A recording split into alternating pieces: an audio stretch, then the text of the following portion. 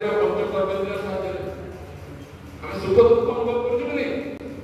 ଭଲ ଜିନିଷ ଦେଖିଲା ଭଲ ଲାଗିଲା, ଖରାପ ଜିନିଷ ଦେଖିଲା ଖରାପ ଲାଗିଲା, ଭଲ ଜିନିଷ ଖାଇଲା ଭଲ ଲାଗିଲା ସୁଖ, ପିତା କଷା ଖାଇଲା କଷ୍ଟ ଲାଗିଲା, ବୁଝି ହଉଛି? ତେଣୁ ପଞ୍ଚ ଜ୍ଞାନେନ୍ଦ୍ରିୟ ପଞ୍ଚ କର୍ମେନ୍ଦ୍ରିୟ ସହିତ ଏଇ ଜଗତ ବା ଦୁନିଆ ସହିତ ଆମର ଯେଉଁ ବ୍ୟାପାର ଚାଲୁଛି ଟ୍ରାଞ୍ଜାକ୍ସନ ତାକୁ କୁହାଯାଏ ଜାଗ୍ରତ ଅବସ୍ଥା।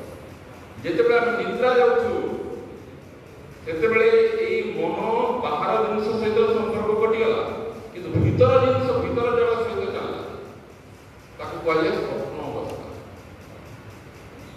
ଯେତେବେଳେ ସୂକ୍ଷ୍ମ ଶରୀରରେ ଆମେ ସୁଖ ଦୁଃଖ ଅନୁଭବ କରୁ, ସୂକ୍ଷ୍ମ ସୁଖ ସୂକ୍ଷ୍ମ ଦୁଃଖ, କିନ୍ତୁ ରସଗୋଲା ଖାଇଲେ ସ୍ୱପ୍ନରେ ସମାନ ସୁଖ ମିଳୁଛି ବାହାର ସହିତ, କିନ୍ତୁ ପ୍ରକୃତରେ ରସଗୋଲା ଖାଉଛ କି?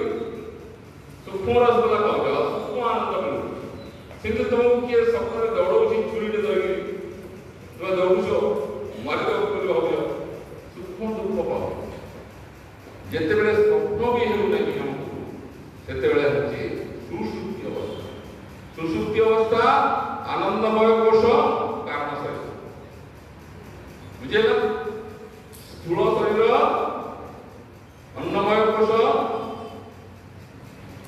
ସ୍ଥୂଳ ଶରୀର ଅନ୍ନମୟ କୋଷ ଜାଗ୍ରତ ଅବସ୍ଥା, ସୂକ୍ଷ୍ମ ଶରୀର ପ୍ରାଣମୟ କୋଷ, ମନୋମୟ କୋଷ, ବିଜ୍ଞାନମୟ କୋଷ, ଏଇଟା ହଉଛି ତୁମର ସ୍ୱପ୍ନ ଅବସ୍ଥା। ଜାଗ୍ରତ ଅବସ୍ଥାରେ ଏଇଟା ଅଛି। ଆଉ କାରଣ ଶରୀର ଯୋଉଟା ହଉଛି ସେଟା ସୁଷୁପ୍ତି ଅବସ୍ଥା ଆନନ୍ଦମୟ। ଏଇ ସବୁକୁ ଯେ ଜାଣୁଛି ସେ ହଉଛି କଠୋପନିଷଦରେ କୁହାଯାଇଛି, ଯମ ନଚିକେତାଙ୍କୁ କହୁଛନ୍ତି, ତୁମେ ସମସ୍ତେ ସପ୍ତମ ଶ୍ରେଣୀରେ ପଢିଛ କଠୋପନିଷଦ। ନଚିକେତା, ହେ ନଚିକେତା, ଏଇ ଶରୀର ହଉଛି ଗୋଟେ ରଥ।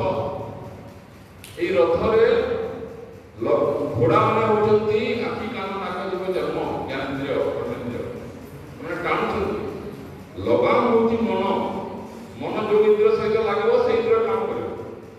ତମକୁ ଯଦି ପଚାରିବ ମୋ ଶାସ୍ତ୍ରୀ କେତେ 21 ତୁମେ ଦେଖିବ, କିନ୍ତୁ କଣ ଦେଖୁଛ ତୁମେ ସେ ଜାଣିପାରିବ, ତୁମେ ମନେ କରୁଛ, ଚିତ୍ତ କାମ କରୁଛ।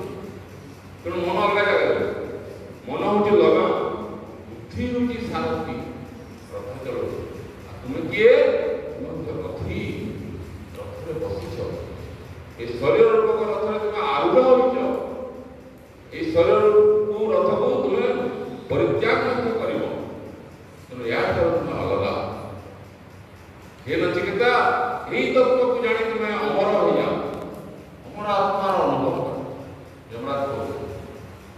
ତେଣୁ